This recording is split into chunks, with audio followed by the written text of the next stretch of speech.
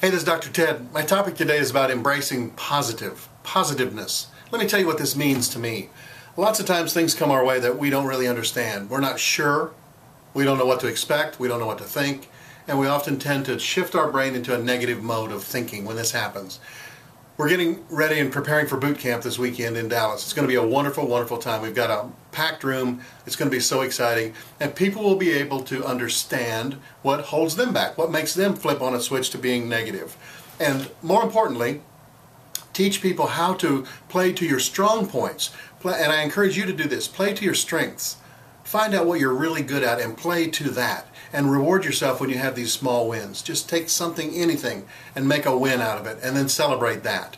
It's a way to train your brain to move into the positive mode rather than worrying about the negative aspects.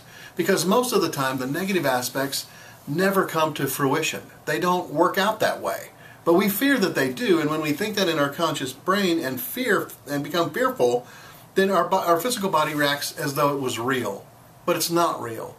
All of the stresses that we worry about never happen, but they only happen in our mind. So we must learn to embrace the positive and use our mind to propel us forward rather than holding us back.